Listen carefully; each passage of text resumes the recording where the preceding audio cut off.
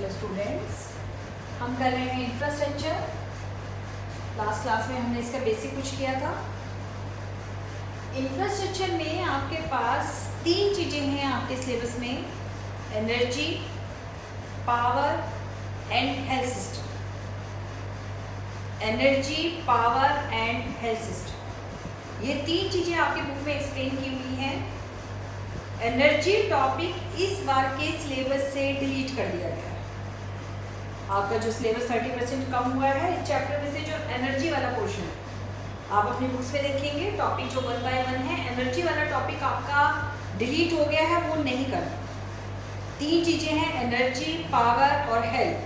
तो एनर्जी छोड़कर हम अगला सेक्टर कर रहे हैं पावर। तो ध्यान रखना, एनर्जी में इसलिए नहीं करवा रहे क्योंकि इस साल के सिलेबस में एनर्जी वाला टॉपिक आपका डिलीट हुआ है, तो उसका कुछ भी पोर्शन आपको नहीं करना। पावर है इलेक्ट्रिसिटी। सबसे पहले आप कर रहे हैं सोर्सेज ऑफ पावर। इलेक्ट्रिसिटी हमारे पास किन किन सोर्सेज से बनाई जा रही है? Hydel, thermal, nuclear, renewable resources. इनकी हम डेफिनेशन करेंगे, कौन कौन से हैं और कितने परसेंटेज इनका कंट्रीब्यूशन है। तो सबसे पहले अगर हम बात करें तो हमारे पास हाइड्रो इलेक्ट्रिसिटी है। हमारे पास हाइड्रो इलेक्ट्रिसिटी या हाइड्रल इलेक्ट्रिसिटी जिसको हम बोलते हैं, ये इलेक्ट्रिसिटी हमारे पास वो है जिसको हम पानी से बनाते हैं, वाटर से जो इलेक्ट्रिसिटी बनाई जाती है। ये डिपेंड करती है supply of water in rivers, lakes, dams. जितना रिवर्स के ऊपर डैम बनाए जाते हैं उनसे इलेक्ट्रिसिटी जनरेट की जाती है, जिसको हम हाइड्रो इलेक्ट्रिसिटी कहते हैं। अब ये जो है हाइड्रो इलेक्ट्रिसिटी, हमारी जो कैपेसिटी है 44.48 गीगावाट है और इसका जो शेयर है वो है 13.6%। मतलब टोटल जो है हमारे पास वो उसका हमारे पास 13.6% हाइड्रो इलेक्ट्रिसिटी से आता है। अगला है थर्मल पावर। थर्मल पावर जो है वो है जो थर्मल पावर प्लांट्स हैं वो यूज़ करते हैं ऑयल, नेचुरल गैस। इनसे जो है इलेक्ट्रिसिटी जनरेट की जाती है। ये ऐसा फ्यूल है जो देश में अवेलेबल रहता है। कोयला हो गया, नेचुरल गैस है। सबसे ज़्यादा है हिस्सा इसका 66.8% है। मेन सोर्स ऑफ एनर्जी है। इसमें से 80% से, थर्मल में से भी 80% जो है वो हमारी जो है कोयले से बनाई जाती है। लेकिन इसका नेगेटिव इफेक्ट क्या है कि जो इससे पॉल्यूशन बहुत ज़्यादा है। जो ऑयल है वो मोस्ट पॉल्यूटेड फ्यूल है, तो जो थर्मल पावर जनरेशन है उससे बहुत ज़्यादा पॉल्यूशन क्रिएट होता है। इसलिए देखिए दिल्ली में जब दिवाली के आसपास हमेशा जब पॉल्यूशन लेवल बहुत ज़्यादा हाइयर होता है तो दिल्ली में जो थर्मल प्लांट है इनको बंद कर देते हैं पॉल्यूशन, क्योंकि इससे बहुत ज़्यादा पॉल्यूशन फैलता है। और साथ में जो ऑयल रिजर्व्स है ये हमारे पास नॉन रिन्यूएबल हैं। धीरे धीरे करके कोयला खत्म हो जाएगा और फिर हम इससे कैसे बिजली बनाएंगे, तो इसके ऊपर कम से कम हमें डिपेंड रहना है। लेकिन इंडिया में सबसे ज़्यादा हम इसी के ऊपर डिपेंडेंट है।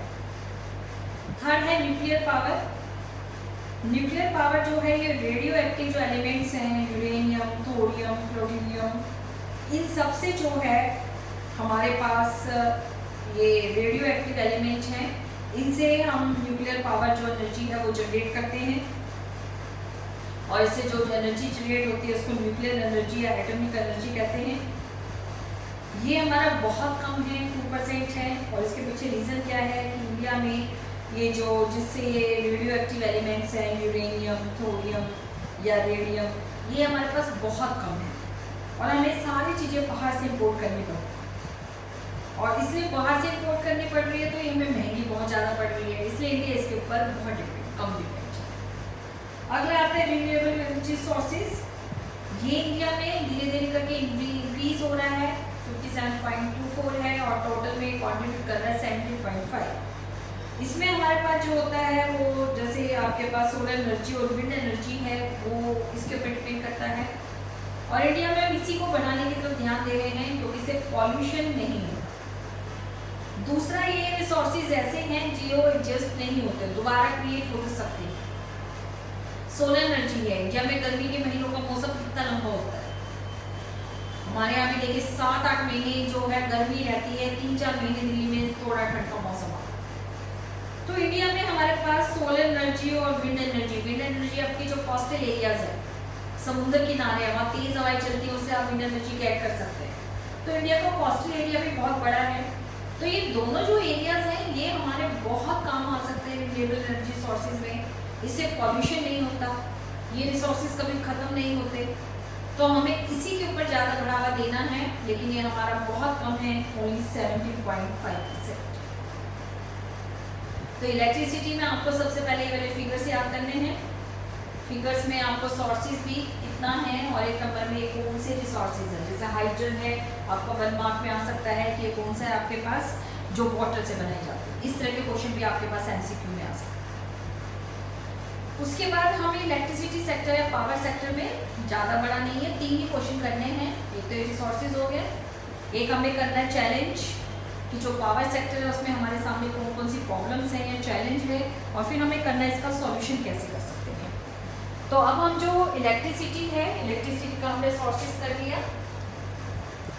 अब जो हम आगे करेंगे, हम करेंगे प्रॉब्लम्स कि हमारे जो इलेक्ट्रिसिटी जनरेशन है उसमें प्रॉब्लम्स क्या हैं, या आप कह सकते हो चैलेंज कि जो इलेक्ट्रिसिटी जनरेशन है उसमें प्रॉब्लम्स क्या हैं, उसका सॉल्यूशन क्या है, जो हम इसको सॉल्व कैसे करेंगे, इसका सॉल्यूशन क्या है, जो प्रॉब्लम्स है।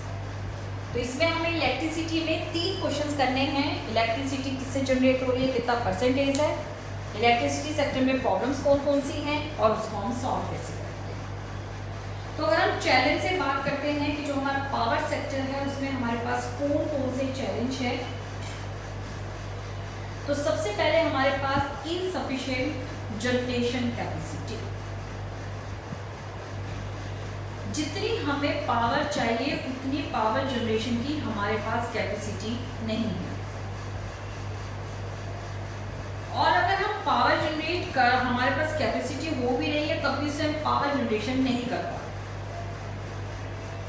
तो एक तो वैसे ही कम है, और दूसरी प्रॉब्लम क्या है, अंडर यूटिलाइजेशन है। जो कैपेसिटी है वो हमारी उतनी यूज नहीं हो पाती। हर एक प्लांट का एक प्लांट लोड फैक्टर होता है, PLF, प्लांट लोड फैक्टर। ये इंडिकेट करता है efficiency of thermal power plant. India में ये जो PLF है ये 50% है। 50% का मतलब थर्मल पावर प्लांट जितनी इलेक्ट्रिसिटी प्रोड्यूस कर सकते हैं उसका 50% प्रोड्यूस करते हैं। आप ये कहोगे ऐसे क्यों? अब इसमें रॉ मटेरियल की कमी है। जैसे इसमें जो हम थर्मल पावर प्लांट है कोयले से बिजली बना रहे हैं, लेकिन हर एक तरह का कोयला इसमें यूज नहीं हो सकता। बहुत अच्छी क्वालिटी का कोयला चाहिए। इतनी अच्छी क्वालिटी का कोयला हमें मिल नहीं पाता, काफ़ी दिन तक प्लांट बंद। उसके बाद जैसे पॉल्यूशन है, इनसे पॉल्यूशन बहुत फैलता है। जैसे भी कोई पॉल्यूशन की प्रॉब्लम हुई हम इसको बंद कर देते हैं। तो इंडिया का ये जो अंडर यूटिलाइजेशन है, PLF फैक्टर है, ये बहुत कम है। ये हमें दिखाता है कि कितनी कैपेसिटी है और कितनी यूज़ कर रहे हैं। तो हम सिर्फ 50% जो है वो हम इसको यूज़ कर रहे हैं। आगे अगर हम देखें प्रॉब्लम फेस बाय जो हमारे स्टेट इलेक्ट्रिसिटी बोर्ड हैं उनको बहुत प्रॉब्लम है। खासकर जो फाइनेंशियल सिस्टम है उनका बहुत पुअर है। जितने भी स्टेट इलेक्ट्रिसिटी बोर्ड हैं वो ऑलमोस्ट जो है वो लॉसेस में चल रहे हैं। और इनमें लॉसेस में चलने का मतलब क्या है, प्रॉपर ढंग से बिलिंग नहीं हो पाती, या पावर थेफ्ट। सबसे ज़्यादा जो प्रॉब्लम है पावर थेफ्ट, बिजली की चोरी है। और ये पावर थेफ्ट क्यों होता है, करप्शन के कारण। तो उसकी वजह से जो हमारे जहाँ जहाँ पावर जनरेशन के बाद उसका डिस्ट्रीब्यूशन का जिम्मा स्टेट इलेक्ट्रिसिटी बोर्ड के पास है, गवर्नमेंट के पास है, वहाँ इलेक्ट्रिसिटी जो थेफ्ट है, पावर थेफ्ट है, वो बहुत ज़्यादा है करप्शन के कारण। अगला पॉइंट देखिए, low cost recovery. Cost recovery in distribution is very poor. मतलब जितनी हम बिजली सप्लाई करते हैं उसका उतना हमारे पास बिल नहीं आता। वही क्या है, पावर थेफ्ट है। या फिर आप देखिए कि जो पॉलिटिकल रीजन है, पॉलिटिकल रीजन की वजह से भी हमारे पास लो कॉस्ट रिकवरी है। जैसे आप देखिए पॉलिटिकल फीचर्स की वजह से कुछ स्टेट्स में एग्रीकल्चर जो सेक्टर है, किसानों के बिल माफ़ कर दिए जाते हैं। ये जो फार्मर्स हैं उनको जो बिजली प्रोवाइड की जाती है बहुत लोअर रेट पर दी जाती है। तो इससे क्या है कि जो स्टेट बोर्ड है उनके पास सब्सिडी का जो बर्डन है वो बहुत ज़्यादा है, और सब्सिडी का बर्डन बहुत ज़्यादा है तो जो स्टेट बोर्ड हैं, इलेक्ट्रिसिटी बोर्ड है, उनको बहुत ज़्यादा लॉसेस है। ये जो लॉसेस हैं ये आपके अगर हम 2013-14 में लॉसेस देखें तो ये 71,271 करोड़ थे। 71,271 करोड़ ये जो है स्टेट इलेक्ट्रिसिटी बोर्ड के लॉस थे। उसके बाद अगर हम अगली प्रॉब्लम देखें, फ्रीक्वेंट पावर आउटेज, हमारे पास जो है पावर कट जो है वो बहुत कॉमन है। बहुत सारे एरियाज में तो बहुत लंबे समय के लिए पावर कट होता है। इससे हमारे इलेक्ट्रिसिटी जो प्रोडक्शन है वो भी बहुत बुरी तरह इफेक्ट होता है। कुछ सिटी हैं जहाँ इलेक्ट्रिसिटी ठीक है, लेकिन कुछ सेक्टर्स तो कुछ स्टेट्स तो ऐसे हैं जहाँ इलेक्ट्रिसिटी 10-10 घंटे इलेक्ट्रिसिटी गायब होना एक बहुत कॉमन चीज़ है। तो ये जो है इतनी प्रॉब्लम जो है हमारे पास कि हम जो प्लांट हैं उनका फुल यूटिलाइजेशन नहीं कर पा रहे हैं। उसके बाद हमारे पास जो है साथ साथ जो है इलेक्ट्रिसिटी का प्रोडक्शन इतना नहीं बढ़ा पा रहे जितनी डिमांड बढ़ रही है। और इसके पीछे क्या है कि हमारे पास फॉरेन इन्वेस्टमेंट नहीं है। तो ये जो है हमारे पास बहुत बड़ी प्रॉब्लम्स हैं पावर जनरेशन में। अब इसका सॉल्यूशन, अगर हम इसको सॉल्व कैसे करेंगे, tackle the problem of energy sector, increasing generation capacity. India में पॉपुलेशन बढ़ रही है तो हमें जनरेशन कैपेसिटी को भी इंक्रीज करना है। Improving PLF, plant load factor को इंक्रीज करना है कि कैपेसिटी है तो उसका फुल यूटिलाइजेशन करो। उसके बाद जो लॉसेस हैं, लॉसेस हमें रिकवर करने हैं। उसके बाद जो हमारे एनर्जी के रिन्यूएबल रिसोर्सेज हैं, सोलर एनर्जी, विंड एनर्जी, इनको हमें बढ़ावा देना है। प्राइवेट सेक्टर के हमें रोल को एक्सेप्ट करना पड़ेगा। जहाँ जहाँ प्राइवेट सेक्टर ने इलेक्ट्रिसिटी बोर्ड में हिस्सा लिया है या जहाँ जहाँ इलेक्ट्रिसिटी प्राइवेट सेक्टर ने संभाली है वहाँ पावर थेफ्ट बहुत कम हुआ है। तो हमें इस तरह से ध्यान रखना है कि जो हमारे पास ये जितने भी प्राइवेटाइजेशन हुआ है उसकी तरफ हमें ध्यान देना है। नेक्स्ट सॉल्यूशन हमारे क्या है, सेविंग एनर्जी। हमें एनर्जी को सेव करना है। जितनी बन गई उतनी तो ठीक है, लेकिन उसकी वेस्टेज नहीं होनी है। जैसे अगर हम CFL यूज़ करते हैं, CFL या LED बल्ब यूज़ करने से हमारी जो एनर्जी है वो बहुत कम हो जाती है, बहुत बच जाती है बिजली जो। तो इंडिया में जो नेशनल LED प्रोग्राम चलाया गया है, नेशनल LED प्रोग्राम जो है जनवरी 2015 में शुरू किया गया। इसमें क्या था कि LED जो है उसका ज़्यादा से ज़्यादा यूज़ किया जाए। उजाला योजना भी इसको कहते हैं। इसमें जो इलेक्ट्रिसिटी बोर्ड हैं उनकी तरफ से जो बल्ब है वो चेंज किए गए। लोगों को LED बल्ब जो है बहुत लो रेट के ऊपर दिया गया। और दूसरा जो स्ट्रीट लाइटिंग थी, स्ट्रीट लाइटिंग भी जो है वो LED बल्ब में चेंज कर दी गई। तो ये जो LED लाइट वाला जो प्रोग्राम था ये बहुत दो तरीके से गवर्नमेंट ने चलाया। एक उज्ज्वला योजना जिसमें जो प्राइवेट लोग हैं उनकी बिजली को बदला गया, और दूसरा जो है गवर्नमेंट ने अपने खुद की जो स्ट्रीट लाइट्स वगैरह हैं, स्ट्रीट लाइट्स वगैरह का चेंज किया। तो ये दोनों प्रोग्राम आपको ध्यान रखना है। स्ट्रीट लाइटिंग नेशनल प्रोग्राम जिसमें स्ट्रीट लाइट को LED बल्ब से चेंज किया गया, और उजाला योजना जिसमें प्राइवेट सेक्टर जो हैं लोग हैं उनके घरों को इसमें चेंज किया गया। तो इस तरह से गवर्नमेंट ने बहुत सारे जो हैं प्रोग्राम जो हैं वो चलाए हैं। जैसे सोलर सिटीज़ प्रोग्राम है जिसमें सोलर एनर्जी जो है उसको ज़्यादा यूज़ करने के लिए लोगों को प्रमोट किया जाता है।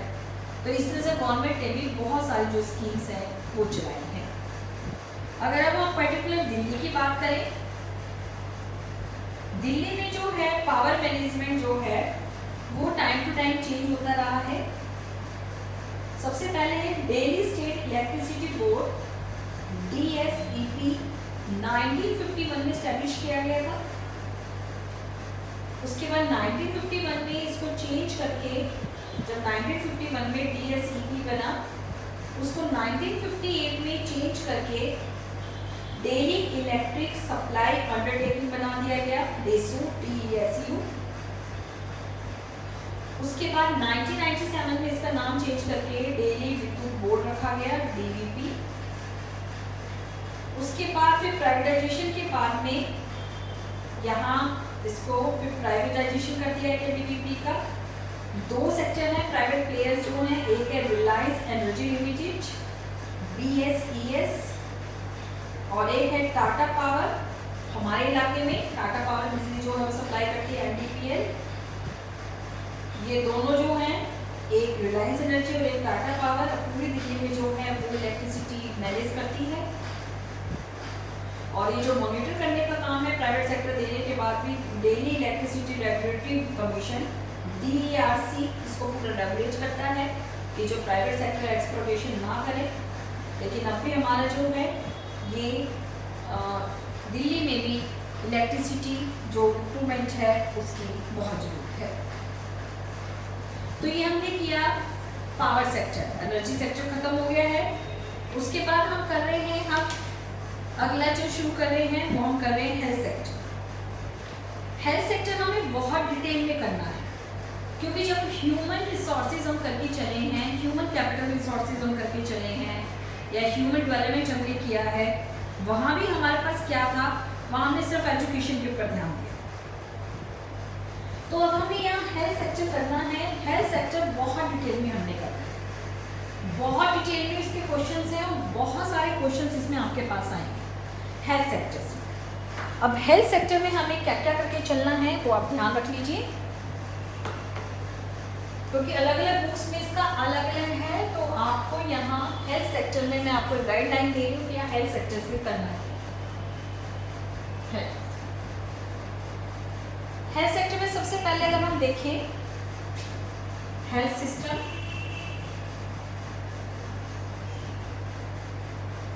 तीन तरह के हेल्थ सिस्टम को हम डिस्कस करेंगे। प्रॉब्लम्स, हेल्थ सेक्टर में हमारे पास प्रॉब्लम्स क्या हैं, सॉल्यूशन, उसका सॉल्यूशन क्या हुआ, जो हमने उसको सॉल्व कैसे किया, सॉल्यूशन कैसे हुआ, और गवर्नमेंट रोल, गवर्नमेंट इस सेक्टर में क्या क्या कर रही है, कौन कौन से गवर्नमेंट के डिपार्टमेंट हैं, कुछ न्यू इंटरप्राइज कैसे शुरू हुई है, ये सब हमने करनी है। सबसे पहले हम यहाँ हेल्थ सिस्टम देख रहे हैं, इंपॉर्टेंस ऑफ हेल्थ देखेंगे और फिर हम इसके बाद हेल्थ सिस्टम इसमें हम देखेंगे।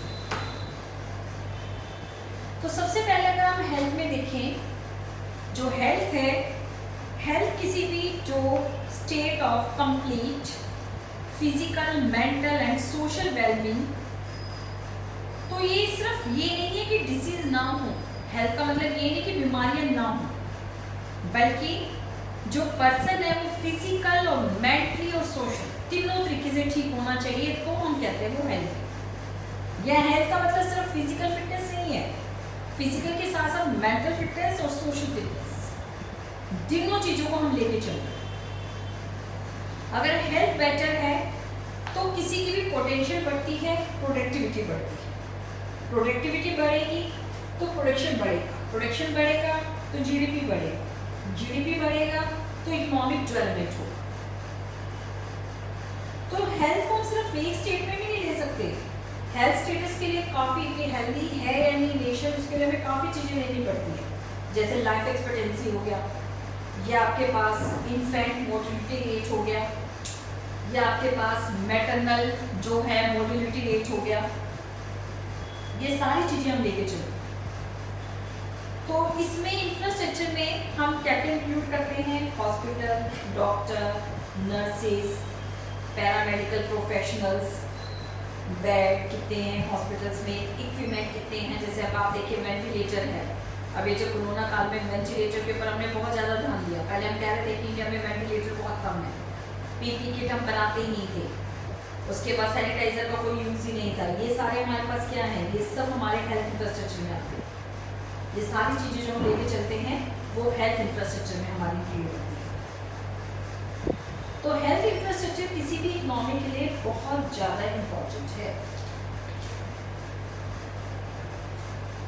अगर हम हेल्थ इंफ्रास्ट्रक्चर की बात करें तो इंडिया में हेल्थ इंफ्रास्ट्रक्चर को हम 3 पार्ट्स में डिवाइड करते हैं। प्राइमरी, ये इंडिया में क्लियर है, ये हम गवर्नमेंट और प्राइवेट सेक्टर दोनों को ले रहे हैं। जो हेल्थ इंफ्रास्ट्रक्चर ले रहे हैं वो हम 3 चीज़ें ले रहे हैं और ये 3 मार्क्स का क्वेश्चन भी बन सकता है। हेल्थ इंफ्रास्ट्रक्चर में 3 चीज़ें हैं, प्राइमरी, सेकेंडरी और थर्ड। जो हमने ऑक्यूपेशन सेक्शन में किया था वही 3 सेक्शन यहाँ, लेकिन डेफिनेशन यहाँ अलग है। Primary, secondary and tertiary sector. ये प्राइवेट और गवर्नमेंट दोनों को हम लेके चल रहे हैं। प्राइवेट सेक्टर में और गवर्नमेंट सेक्टर में प्राइमरी में हम क्या इंक्लूड करेंगे, सेकेंडरी में क्या इंक्लूड करेंगे, टर्टियरी में क्या इंक्लूड करेंगे। क्वेश्चन इंडियन इकोनॉमी में कहीं से भी कैसे भी बन के आ सकता है, तो इसलिए आपको इसको ध्यान रखना है। सबसे पहले अगर हम प्राइमरी हेल्थ केयर सेंटर्स देखें, ये PHC primary health care centres, ये हमारे पास रूरल एरियाज में, उसमें प्राइमरी सेक्टर में जो हम लेते हैं वो हम लेते हैं primary health care centres in rural areas and family welfare centres in urban areas. 2 चीज़ें हैं, फैमिली वेलफेयर अर्बन एरियाज में इनको नाम दिया गया है फैमिली वेलफेयर सेंटर्स, और रूरल एरियाज में इसको नाम दिया गया है प्राइमरी हेल्थ सेंटर्स। इसमें आउट पेशेंट और आउटरीच सर्विस दोनों हैं। ये जो सर्विसेज हैं, सब सेंटर्स जो हैं जिसमें मल्टीपर्पज हेल्थ वर्कर्स हैं वो इसमें ये सर्विसेज प्रोवाइड करते हैं। और ये माना जाता है कि जो सब सेंटर्स हैं वो 5000 पॉपुलेशन के ऊपर एक सब सेंटर बन जाए। इसमें जो आंगनबाड़ी हैं, गांव शहरों में जो आंगनबाड़ी हैं, आशा वर्कर्स हैं, वो हमारा सारा जो है वो प्राइमरी हेल्थ केयर सेंटर्स में आता है। तो इसमें हम क्या क्या लेके चलते हैं प्राइमरी हेल्थ केयर सेंटर्स में? इसमें कम्युनिटी हेल्थ केयर सेंटर्स, सब सेंटर्स, आंगनबाड़ी, आशा वर्कर्स, ये सब जो होते हैं। इनमें एक सेंटर्स में एक सिंगल डॉक्टर होता है, एक नर्स होती है और इसमें लिमिटेड क्वांटिटी ऑफ मेडिसिन होती है। मतलब ये एक प्राइमरी इलाज कर सकते हैं।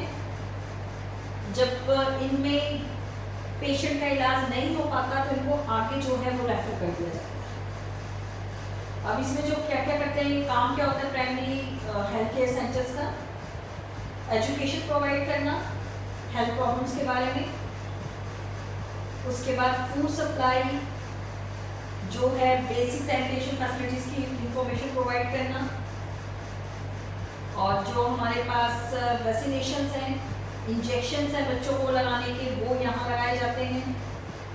ये सारे काम जो हैं, या बीमार हुआ है, बुखार है, लूज मोशंस है, इस तरह की दवाइयाँ जो हैं प्राइमरी हेल्थ केयर सेंटर्स में प्रोवाइड की जाती हैं। दूसरे होते हैं सेकेंडरी हेल्थ केयर सेंटर्स।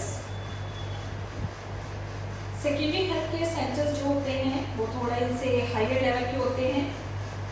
इनमें district hospital, community health care centres, block level के जो कम्युनिटी हेल्थ केयर सेंटर्स होते हैं वो इसमें इंक्लूड होते हैं।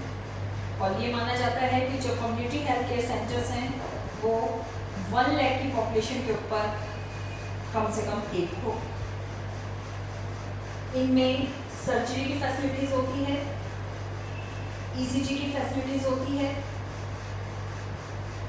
ये लोगों को प्राइमरी हेल्थ केयर सर्विसेज भी प्रोवाइड करते हैं और बेटर हेल्थ केयर फैसिलिटीज़ भी प्रोवाइड करते हैं। ये बिग डिस्ट्रिक्ट, बिग टाउन में प्रेजेंट होते हैं। तो जैसे प्राइमरी हेल्थ केयर सेंटर में जब इलाज नहीं किया जाता, वहाँ इलाज नहीं हो पाता, तो सेकेंडरी हेल्थ केयर सेंटर्स में भेज दिया जाता है। जैसे एक एग्जाम्पल समझिए, मान लीजिए किसी कोई पर्सन है, उसके दांत में दर्द, वो प्राइमरी हेल्थ केयर सेंटर के पास जाएगा। वहाँ जो डॉक्टर बैठा है, मोहल्ला क्लिनिक है, प्राइमरी हेल्थ केयर सेंटर में, उसको दिखाया, उसने उसको 2-3 दिन की दवाई दी, उसको आराम नहीं पड़ा। उसके बाद उसने देखा कि इसको तो जो टीथ है इसमें इसकी मेजर प्रॉब्लम है, कुछ सर्जरी करनी पड़ेगी, तो सेकेंडरी हेल्थ केयर सेंटर की तरफ उसको रेफर करते हैं। तीसरा होता है tertiary health care centre.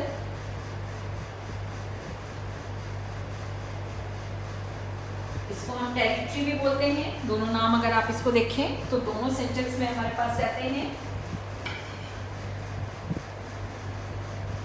Territory भी हम बोलते हैं इसको, टेरिटरी भी दोनों नाम होते हैं। टेरिटरी जो हम अदर सेक्टर्स लेते हैं, वो हायर लेवल के जो हॉस्पिटल हैं, ये हायर लेवल के हॉस्पिटल इसमें इंक्लूड होते हैं। जैसे हमारे आसपास मैक्स, फोर्टिस, ये सारे हॉस्पिटल्स इसमें इंक्लूड हैं।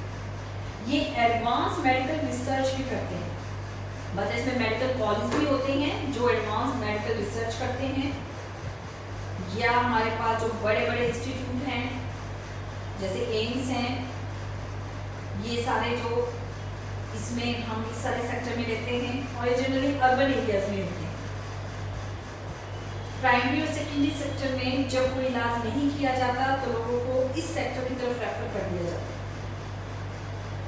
और जो अर्बन एरियाज के लोग हैं वो डायरेक्टली इनसे सर्विस भी प्रोवाइड कर सकते हैं। जैसे एम्स है, आप प्राइमरी में इलाज नहीं हुआ, सेकेंडरी में भेज दिया, सेकेंडरी में इलाज नहीं हुआ, तो देखिए ऑल ओवर इंडिया से जो लोग हैं एम्स में इलाज करवाना है।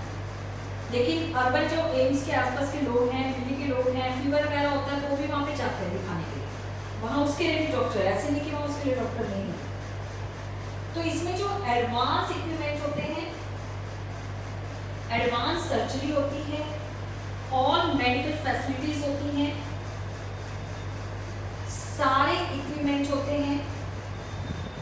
कॉम्प्लिकेटेड जो हेल्थ प्रॉब्लम्स हैं उनका सॉल्यूशन इसमें होता है, जो प्राइमरी और सेकेंडरी हॉस्पिटल्स इसको मेंटेन नहीं कर पाते। तो इसमें आप ये कह सकते हो जो बहुत बड़े बड़े हॉस्पिटल्स हैं उसको हम इसमें इंक्लूड करते हैं, और इनकी जो संख्या है वो बहुत कम होती है, इनकी संख्या ज़्यादा नहीं होती, इनकी संख्या तो हमारे पास बहुत कम रहती है।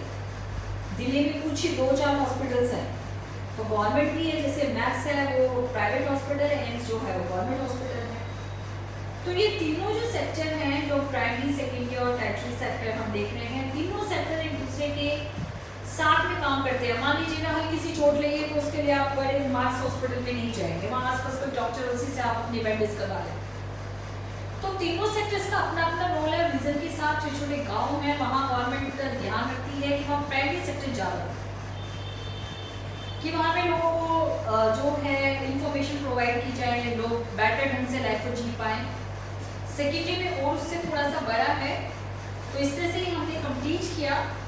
इसी टॉपिक को हम नेक्स्ट वीडियो में आगे जानेंगे।